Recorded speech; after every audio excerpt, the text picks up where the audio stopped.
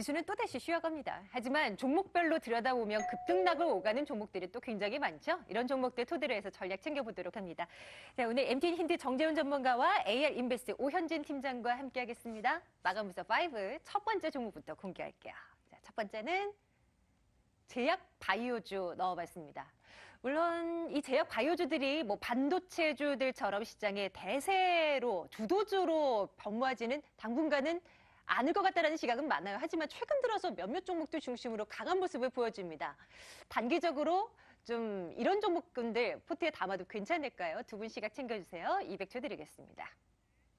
네, 시장의 제약 업종들이 좀 상당히 강한 모습들이 좀 나타나고 있는데 몇몇 종목군들은 뭐 신고가를 기록하는 그런 모습들이 좀 나왔습니다. 일단 뭐 제약 업종 같은 경우는 이제 관심 있게 봐도 좋을까요? 저는 아직은 조금 이를 수 있다라고 개인적으로는 좀 생각을 하고 있습니다. 금일 제약주가 이제 상대적인 강세를 보여주고 있습니다. 그래서 코스닥 중소형주보다는 코스피 대형 제약사 중심으로 수급이 유입되는 모습 나타나고 있고요. 2월 들어서 기관과 외국인의 수급이 제약주에 좀 우호적으로 작용하고 있다고 보여주고 있습니다. 코스닥 시장이 꺾이면서 성장주가 먼저 조정을 받다 보니까 제약바이오주가 그동안 워낙에 좀 많이 밀렸어요. 그래서 저점 구간에서 저가 매수가 들어올 수 있을 만한 위치였다라고 판단을 하고 있고요. 제약주의 펀더멘털도 사실 예전보다는 상당 부분 개선이 됐습니다. 몇 년 전만 하더라도 이제 단순 기대감에 의해서 움직이는 제약바이오주가 많았다면 최근에는 뭐 임상 3상이라든지 해외 신약이라든지 분명한 모멘텀을 가지고 있는 종목들만 선별적으로 움직이고 있다. 예전보다 펀더멘털은 개선됐다라고 보고요. 다만 그렇다고 해서 현 시점에서 제약바이오주가 추세적인 상승을 보여줄 수 있냐면 아직은 시장 여건이 녹록지 않다라고 봅니다. 그래서 궁극적으로 성장주가 많이 꺾이는 현재 시점에서 저가 매수로 반등하기엔 추세적으로 상승하기엔 아직까지는 한계가 있다라고 보고요. 제약주 내에서도 역시 뭐 종목 선별이 언제보다도 좀 중요하겠다 이렇게 생각하고 있습니다. 자, 일단 제약업종 같은 경우는 저도 생각을 했을 때는 아직 기술적인 반등 수준이 되지 않을까라고 좀 판단이 됩니다. 물론 이 업종마다 순환매가 좀 나와주고 있는 그런 상황들이고 제약업종 자체에서도 지금 순환매의 흐름들이 좀 나와주고 있는데 몇몇 종목을 제외하고 난 나머지 종목분들은 여전히 이 실적에 대한 컨센서스가 좀 부족하게 나오고 있는 그런 상황들이거든요. 뭐 예를 들자면 삼천장 대학이라든가 이런 기업들 같은 경우 거의 뭐 신고가 수준에서 기록을 하고 있는 반면에 대부분의 종목군들이 아직까지 바닥권역에 있습니다. 충분한 모멘텀거리가 아직 없는 그런 상황들이기 때문에 일단은 조정 시에는 일단 반등이 나오는 그런 모습들이 나왔을 때는 매도 관점으로 좀 대응을 해보는 전략이 어떨까라고 좀 판단이 되고요. 또 한간에는 이런들 얘기들이 있습니다. 뭐 대선에 대한 수혜주다, 뭐 수혜주에 대한 그런 부분들 얘기도 좀 나오고 있는데 일단 뭐 테마성의 흐름들이 나올 수가 있는 그런 종목군들 같은 경우는 대형 섹터보다는 사실 중소형 섹터들의 흐름들이 더 활발한 그런 모습들입니다. 결국에는 아직까지 이 추세를 돌리는 그런 작업은 좀 더 진행이 돼야 되지 않을까라고 좀 판단이 되고요.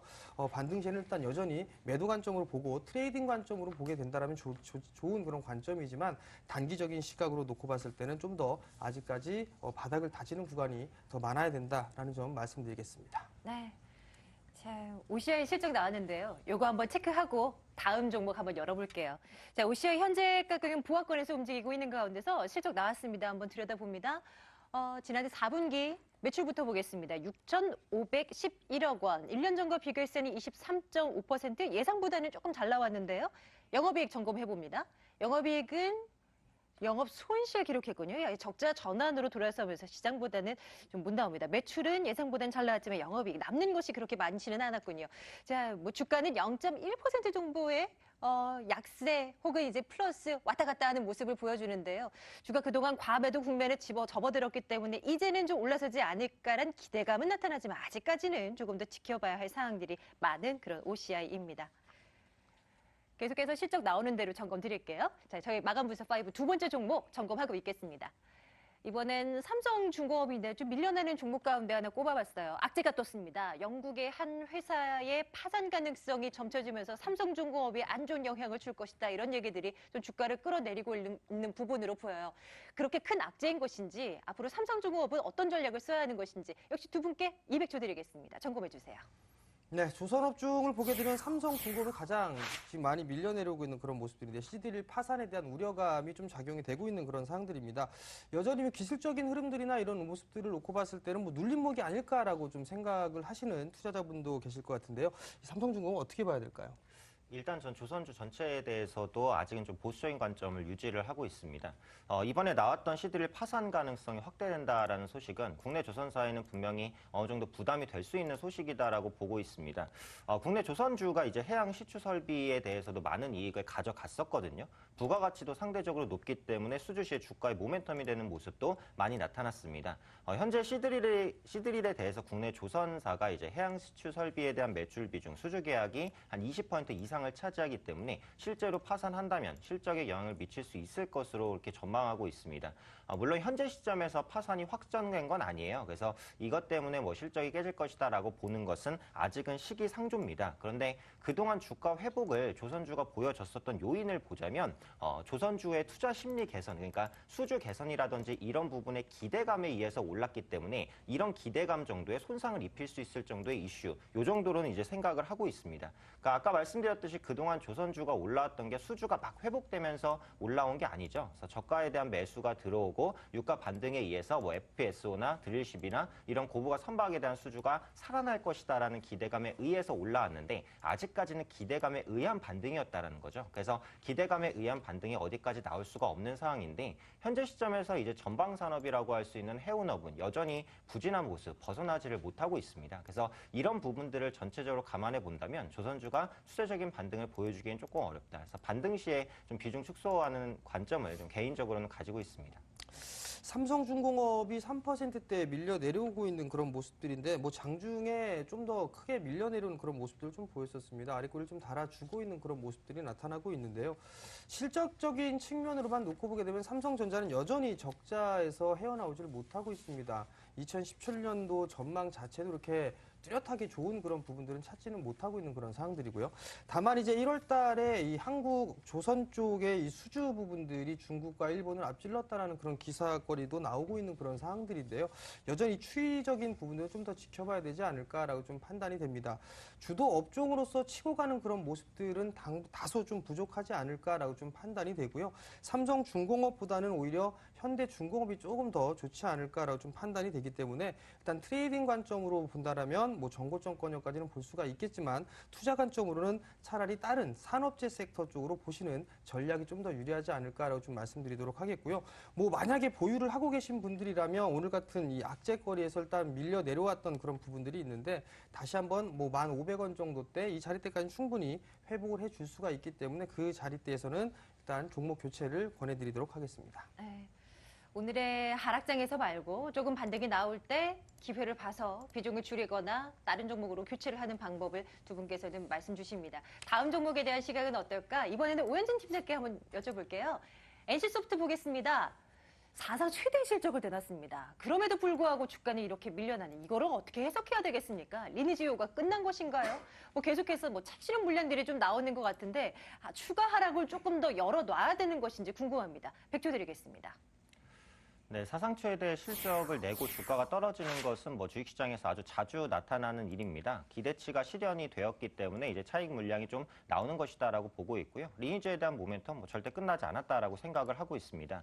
리니지 IP를 통해서 출시한 모바일 게임 리니지 레드나이츠 상당히 좋은 성과 거뒀고요. 무엇보다도 리니지2 레볼루션이라는 게임이 엄청난 돌풍을 일으켰죠. 출시 2주 만에 매출이 1,000억 정도 넘어서는 모습. 올해도 일평균 매출이 한 30억 정도는 유지할 수 있을 것으로 봅니다. 그래서 리니지2 레볼루션 같은 경우 넷마블 게임즈에서 출시를 했지만 리니지의 IP를 사용했기 때문에 이 로열티를 매출의 10% 정도 NC소프트에 지속적으로 제공해 줄 수밖에 없는 구조거든요. 그래서 이 로열티 매출만 일평균 이제 3억 정도가 발생한다면 상당히 좋은 실적, 올해도 이어갈 수 있을 것이다라고 판단을 하고 있습니다. 이 리니지라는 게임은 PC방에서 RPG의 시초라고 할 수 있을 정도로 굉장히 오래됐으면서도 엄청난 이제 그 사용자층을 확보하고 있는 게임이라고 보시면 될 것 같아요. 앞으로도 리니지 IP를 활용한 추가적인 모바일 게임 나올 것으로 보여지고 있기 때문에 모멘텀 끝나지 않았다라고 보고 있고요. 현재 주가가 밀리는 건 아까도 말씀드렸듯이 이제 기대감 실현이라고 봅니다. 여기서 추가적으로 조금 더 밀릴 수 있지만 여기서 더 밀리고 이제 양복을 좀 띄우는 모습이 보인다면 오히려 저가 매수에 나설 수 있는 시기라고 봅니다. 뭐 단기적인 종목은 아니기 때문에 중기적인 관점에서만 접근 가능하지만 우상향하는 모습, 전고점 돌파는 올해 상반기 안에 충분히 다시 한번 나올 수 있을 것이다라고 생각하고 있습니다. NC소프트. 그렇다면 조금 긴 시각이라면 긍정적으로 평가를 하신다는 말씀이시군요. 조금 더 추가적인 하락이 나온다면 그 기회를 삼아 포트에 지금 없으신 분들의 S소프트 조금씩 담아가는 전략 유효해 보입니다. 자, 다음 종목에 대한 시각은 정재현 전문가께 한번 여쭤볼게요. SK텔레콤, 네, 통신주들 의외로 오늘 시장에서 그리고 최근 시장에서 좀 부각이 되는 것 같아요. 통신주를 추천하는 전문가들도 최근 들어서는 좀 몇몇 보이기 시작하고 있는데요. 정재현 전문가님, 우리는 SK텔레콤 한번 보죠. 이 종목 어떻게 생각하십니까? 100초 드리겠습니다. 예, SK텔레콤 참 무거운 주식입니다. 실적적인 측면으로만 놓고 보게 되면 2013년도 이후에 계속적으로 실적은 줄어드는 그런 모습들이 나타나고 있는 그런 상황들입니다. 오히려 탄력적으로 보게 되면 SK텔레콤보다는 LG U+가 좀 더 낫지 않을까라는 좀 판단을 하고 있는 그런 상황들이고요. 다만 이제 SK텔레콤 같은 경우는 투자에 대한 부분들이 아마도 좀 더 이어져야 되지 않을까라고 좀 판단이 됩니다. 5G라든가 이런 통신망에 대한 부분들은 여전히 좀 구축을 해야 되지 않을까. 그러면 결국 선투자에 대한 부분들이 필요하지 않을까라는 부분들이 일단 숙제로 좀 남아둘 수가 있는 것 같고요. 지금 시장 자체가 조금 흔들리는 그런 모양새들이 나오기 때문에 지수 방어적인 역할을 하고 있는 SK텔레콤, 즉 통신 쪽 섹터가 그나마 반등이 좀 나온다라고 좀 보시는 게 좋을 것 같습니다. 결국 추가적인 상승은 조금 더 나올 수가 있을 것 같습니다. 그렇지만 큰 폭의 상승은 조금 어렵지 않을까라고 좀 판단이 되고요. 뭐 한 24만 원, 23만 원 정도대, 24만 원 정도대까지는 일단 무난하게 좀 반등이 나올 수가 있는 그런 상황들이지만 일단은 추가적인 급등은 아마도 힘들지 않을까라고 좀 판단이 되고요. 오히려 트레이딩 관점으로 좀 보게 된다라면 SK텔레콤보다는 LG U+ 쪽을 좀 보시는 전략이 좀 좋을 것 같고요. 좀 엉덩이가 무거우신 분들이라면 SK텔레콤 대안주로서는 괜찮습니다. 그 이유는 배당 평균을 보게 되면 약 한 4%대 배당 수익률을 나타내고 있는 그런 상황들이기 때문에 일단 안정적으로 매수를 하시는 분들에게는 충분히 좀 매수 관점으로 보셔도 좋다는 점 말씀드리겠습니다. 네, SK텔레콤 점검입니다. 이제 마지막 한 종목 남겨놓고 있는데요. 다시 오현진 팀장께 질문 드립니다. 마지막 종목 보겠습니다. 오이솔루션. 52주 신고가 기록하는 종목 가운데 하나입니다. 이유 있는 상승일까요? 그게 제일 궁금한 것 같아요. 팀장님, 100초 드리겠습니다. 어떤 시각 유지하면 좋겠습니까? 네, 물론 이유 있는 상승입니다. 오이솔루션 개인 투자분들께 약간은 생소하실 수 있는 종목인데요. 지금부터는 관심을 한번 가지셔도 좋을 만한 종목이다라고 말씀드릴 수 있겠습니다.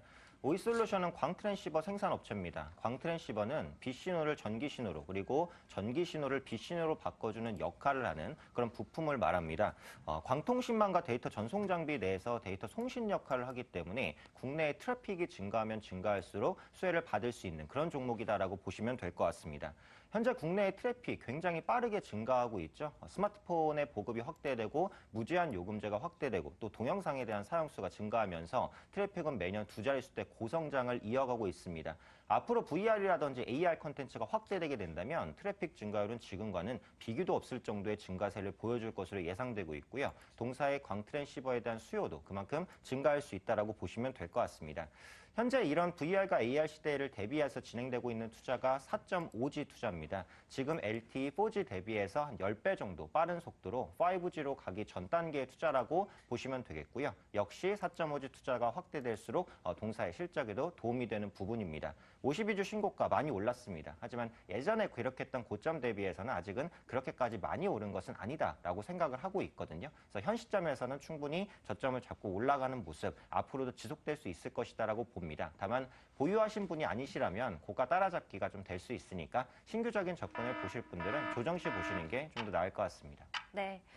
오늘 시장에서 주목되고 있는 종목 점검했습니다. 이제 장 마감 앞두고 있는데요. 어떻게 마무리가 될지 이주호 앵커와 점검하고 오시죠.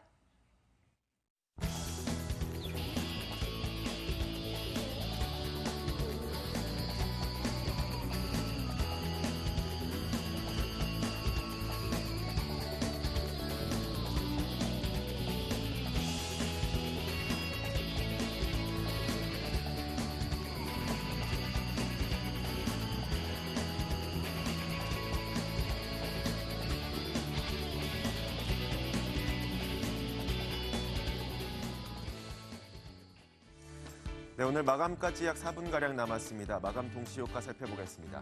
자, 오늘 코스피와 코스닥 모두 하락권에서 마무리가 될 것으로 보입니다. 코스피 지수의 움직임부터 자세하게 확인해 보겠습니다. 자, 코스피 지수는 어제에 이어서 오늘까지 이틀 연속 보합권 등락을 보였습니다. 2070선을 중심으로 지속적인 횡보세가 유지가 되고 있는 모습인데요. 자, 오늘 장 마감은 0.19% 정도 약보합권에서 마감될 것으로 보입니다. 예상 체결 가격은 2073선을 지나고 있습니다. 자, 이어서 코스닥 시장 살펴보겠습니다. 자, 오늘 코스닥 시장은 변동폭이 꽤 큰 하루 가운데 하나였습니다. 장 출발은 상승으로 출발하기도 했었지만 장중에 하락으로 전환되더니 낙폭을 꽤 키웠었는데 이 마감 부근에 들어서면서 낙폭을 어느 정도 만회하긴 했습니다만 여전히 약세권에서 예상 체결 가격이 진행이 되고 있습니다. 0.5% 하락한 607선 지나고 있습니다. 자, 이어서 수급성을 살펴보겠습니다. 먼저 코스피 시장인데요. 자, 오늘 코스피 시장에서 외국인의 매도와 기관의 매수가 거의 비슷한 비등비등한 수준이었습니다. 외국인의 매도 물량이 1,500억 원 정도를 기록했고 기관의 매수 물량이 1,187억 원 정도를 기록했는데 매수와 매도 물량이 거의 비등비등하게 나타나면서 지수도 방향성을 잡지 못하는 모습이었습니다. 자, 이어서 코스닥 시장의 수급 상황도 살펴보도록 하겠습니다. 자, 안타깝게도 이 코스닥 시장에서는 기관의 매도가 계속 나타나고 있는 모습입니다. 지난 5거래일 전에 기관이 한 차례 매수로 돌아선 기억이 있긴 하지만 지난 12월 말부터 계속해서 기관의 매도는 이어지고 있는데요. 게다가 오늘 기관의 매도 물량은 훨씬 더 커졌습니다. 545억 원 정도를 기록했고 더불어서 외국인의 매도 물량이 387억 원 정도를 기록하면서 오늘 코스닥 지수의 움직임도 별로 좋지 못했습니다. 자, 이어서 시가총액 상위 종목 살펴보겠습니다. 먼저 코스피 시장인데요. 자, 오늘 코스피 시장에서는 외국인의 수급에 따라서 종목별 엇갈림이 나타나는 모습이었습니다. 일단 외국계 창고를 통해서 자금이 들어오는 기업들은 상승을 했고요. 이 반대로 빠져나가는 기업들이 하락하는 그런 모습이었는데 대표적으로 삼성전자 외국계 창고에서 매수 물량이 들어오긴 했습니다만 매도하는 물량이 훨씬 더 많았습니다. 이와 함께 삼성전자가 거의 2%가량 하락한 채 마칠 것으로 보이고요. SK하이닉스는 약 1%대의 하락으로 장을 마칠 것 같습니다. 이런 가운데 현대차와 네이버의 경우에는 외국계 창고를 통해서 매수 자금이 유입되면서 오늘 시장에서는 상승으로 장을 마칠 것으로 보입니다. 자, 이어서 코스닥 시장의 시가총액 상위 종목도 살펴보겠습니다. 자, 오늘 코스닥 시장에서는 하락하는 종목의 수가 700여 개가 넘고요. 상승하는 종목의 수가 약 300여 개밖에 되지 않습니다.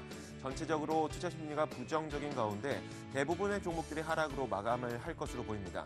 셀트리온이 0.8% 하락, 그리고 CJENM이 4%의 큰 폭의 하락, 그리고 로엔도 2%대의 하락으로 오늘 장을 마칠 것 같습니다. 자, 이어서 몇 가지 특징적인 종목의 움직임도 살펴보도록 하겠습니다. 첫 번째로 SK네트워크스입니다. 국내 한 증권사가 SK네트워크스에 대해서 구조조정이 마무리됐고 성장의 시대에 접어들었다는 평가를 내놨습니다. 실적에 대한 기대감도 더불어 나타나고 있는데요. 이런 기대감과 함께 6% 넘는 상승으로 장을 마칠 것 같습니다. 자, SK네트워크스의 예상 체결 가격 7,420원 선 지나고 있습니다.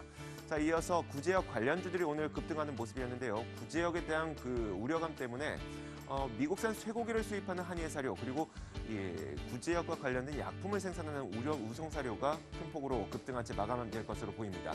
한의사료는 10%대 그리고 우성사료는 장중 상승 탄력이 줄어들면서 0.5% 상승으로 장을 마칠 것으로 보입니다. 예상 체결 가격 살펴봤습니다.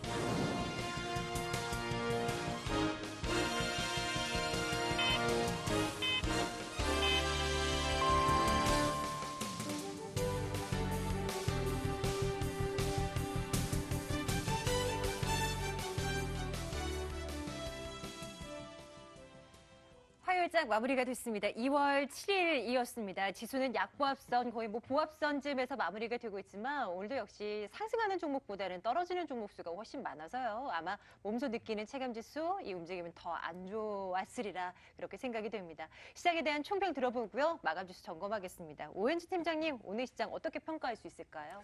네, 제가 이 한마디를 들을 때마다 시장이 나아지는 날이 항상 굉장히 부담스럽죠? 네, 없어서 좀 안타까운 마음이 그랬을 것 드는데요. 같아요. 네. 일단 코스피 같은 경우 뭐 계속해서 정체를 보여주고 있고 코스닥은 약세 지속입니다. 중소형주를 이제 투자를 많이 하시는 개인 투자분들 더 어려운 시장이다라고 보고 있고요. 현재 시장의 가장 큰 부분이 이제 모멘텀이 없다라는 거예요. 그래서 그만큼 모멘텀에 목마른 시장 상황이 계속되고 있다라고 생각을 하고 있습니다. 4분기 실적은 나쁘지 않게 나오고 있는데 그 정도입니다. 결국은 실적이 좋아서 지수를 치고 나갈 그런 섹터, IT 섹터가 받쳐주고 있기는 하지만 그 외에 다른 업종은 전체적으로 조금 부진하기 때문에 지수를 받쳐주는 역할만 할 뿐 지수를 끌어올리지는 못하고 있다라고 보시는 게 맞겠죠. 그래서 수급적으로도 펀드 환매가 지속되면서 기관의 매도세 이어지고 있고 외국인도 환차익에 의해서 들어왔지만 앞으로 원화 강세가 추세적으로 나타나기 좀 쉽지 않다라고 보기 때문에 매수세도 주춤할 수 있겠다 해서 지금 시장적으로는 코스닥은 추가 하방 좀 더 열려 있다고 보고요. 코스피는 정체 구간 지속할 수 있다라고 봅니다. 매매에 있어서 계속해서 포트를 압축하시는 매매가 필요하지 않을까 생각하고 있습니다. 네, 오늘도 영 재미없는 시장이었네요. 자, 마감 지수 점검하겠습니다. 코스피는 0.1%의 하락이었습니다. 2075선에서 마무리가 되고요. 코스닥 지수 0.37%의 하락, 608.72에서 마무리가 되고 있습니다. 외반시장 변동성이 굉장히 크죠. 어제는 9원 넘게 급락이었는데 오늘은 또 7원 이상 뛰어오르면서 마무리가 되는 모습 확인도 가능하네요. 자, 시장에 대한 부분들 조금 더 깊숙이 들어가도록 하겠습니다. 자, 두 분께 질문 드리면서 OX 팻말로 시각 챙겨볼 텐데요. 저희는 잠시 후에 돌아오겠습니다.